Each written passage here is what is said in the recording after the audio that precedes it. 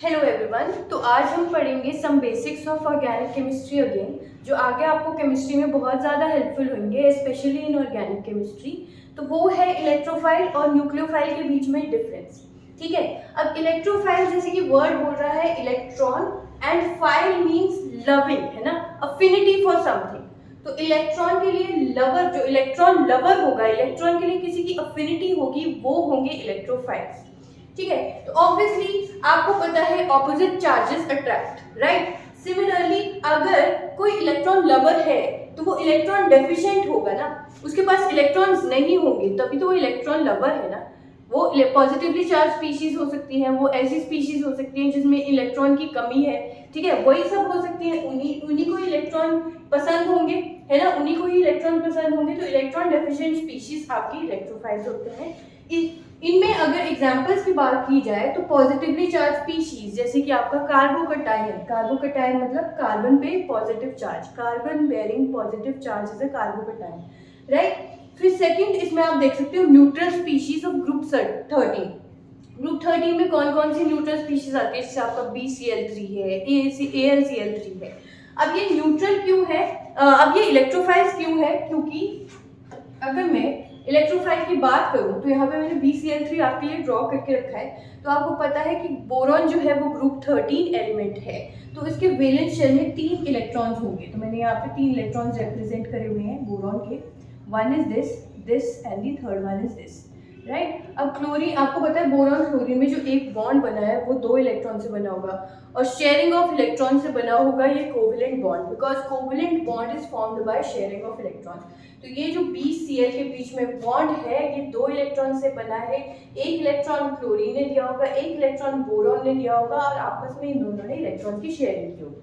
ठीक है, क्योंकि क्लोरीन ग्रुप 17 का है तो उसके अराउंड आपको 7 इलेक्ट्रॉन्स दिखेंगे क्लोरीन के अराउंड, जिनमें से एक इलेक्ट्रॉन बॉन्डिंग में पार्ट लेगा, और बाकी जो इलेक्ट्रॉन्स आपको दिख रहे हैं वो नॉन बॉन्डिंग इलेक्ट्रॉन्स होंगे, जो जिनको हम लोन पेयर भी कहते हैं। ठीक है, नॉन बॉन्डिंग इलेक्ट्रॉन्स होंगे जिनको हम लोन पेयर भी कहते हैं।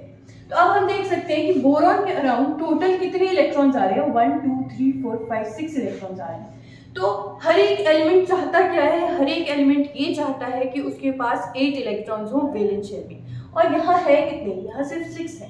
तो ये 2 इलेक्ट्रॉन लेने की टेंडेंसी रखता है, और क्योंकि ये इलेक्ट्रॉन डेफिशिएंट है, it has the love for electrons, right. So that is why BCl3 और जितने भी ग्रुप 13 एलिमेंट्स आप देखते हो मोस्टली वो होते हैं एल्यूमिनियम और बोरॉन के कंपाउंड्स, जो आप ऑर्गेनिक केमिस्ट्री में देखते हो, और वो वहाँ पे जस्ट इलेक्ट्रोफाइल का काम करते हैं। ठीक है, फिर प्रीवियस स्लाइड पे अगेन हम चलते हैं। तो अब हमने लिखा है कि species with vacant D orbital. Vacant D orbital में कौन कौन से एलिमेंट्स आ गए, आपके जितने भी डी ब्लॉक एलिमेंट्स हैं उनके पास, सबके पास वेकेंट डी ऑर्बिटल होते हैं, थोड़े थोड़े इलेक्ट्रॉन्स खाली पड़े होते हैं, पूरे फुली फिल्ड डी ऑर्बिटल नहीं होता उनके पास। डी ब्लॉक एलिमेंट्स के पास पार्शियली फिल्ड डी ऑर्बिटल्स होते हैं। ठीक है, तो जो जगह खाली बची होती है उसमें तो वो इलेक्ट्रॉन ले सकते हैं ना, तो इसलिए वो सारे क्या एक्ट करते हैं, आपके इलेक्ट्रोफाइल्स की तरह एक्ट करते हैं। इलेक्ट्रॉन डेफिशिएंट स्पीशीज है, ठीक है, इलेक्ट्रॉन डेफिशिएंट स्पीशीज की तरह एक्ट करती है, इलेक्ट्रोफाइल्स की तरह एक्ट करती है। उसके अलावा third period onwards, second period में कौन कौन से आते हैं, एलिमेंट्स आते हैं। अगर मैं बात करूँ सेकेंड पीरियड एलिमेंट्स की, तो if I take the next slide, आपके पास आता है लिथियम, बेरिलियम, बोरॉन, यहाँ डी ब्लॉक होता है ना, boron, carbon, nitrogen, oxygen, fluorine, neon.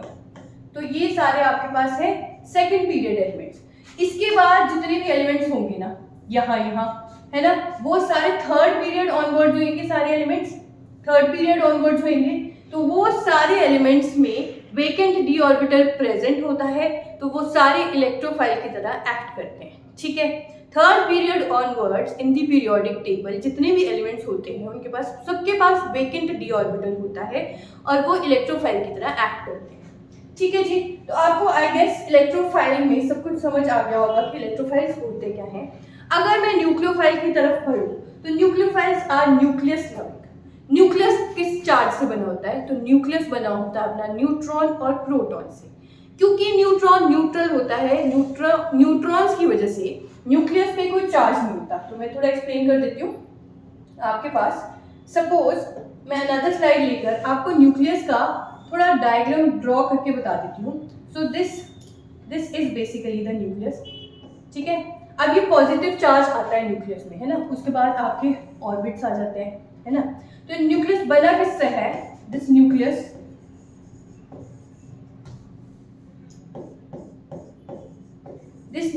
is formed from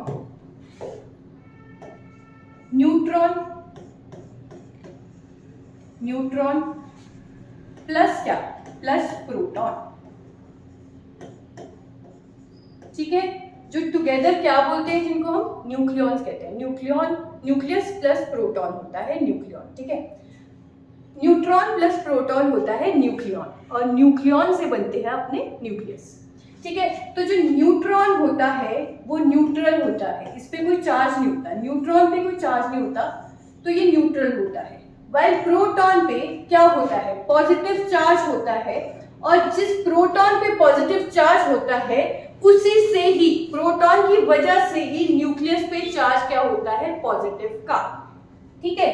तो आपके जो न्यूक्लियोफाइल्स होते हैं they are nucleus loving. Nucleus positively charge है तो दे आर न्यूक्लियस लविंग, ठीक है। They have the affinity for nucleus, तो पॉजिटिव चार्ज की तरफ वही अट्रैक्ट होंगे जो इलेक्ट्रॉन रिच स्पीशीज होंगी। So that is why nucleophiles are electron rich species. और इसका एग्जांपल देखा जाए तो नेगेटिवली चार्ज स्पीशीज जैसे आपके OH नेगेटिव हो गया, या कार्बन आयन जो हम केमिस्ट्री में आगे पढ़ेंगे जिसमें C bearing with a negative charge होता है, वो सारे क्या है? वो आपके न्यूक्लियोफाइल की तरह एक्ट करेंगे, ठीक है। और इसके अलावा neutral species bearing the lone pair of electron, जैसे कि आपके वाटर मॉलिक्यूल, अमोनिया मॉलिक्यूल, इन सब पे लोन पेयर है। तो लोन पेयर वही होते हैं जो खाली इलेक्ट्रॉन पड़े होते हैं, है ना। तो खाली इलेक्ट्रॉन किसी पे अटैक कर सकते हैं, है ना, अटैक कर सकते हैं, तो ये इलेक्ट्रॉन किसी को दे सकते हैं, क्योंकि खाली पड़े तो इलेक्ट्रॉन किसी को दे सकते हैं इलेक्ट्रॉन, तो इसलिए ये न्यूक्लियोफाइल की तरह एक्ट करते हैं, ठीक है। तो आई होप आपको ये लेक्चर समझ आया होगा। Thank you so much.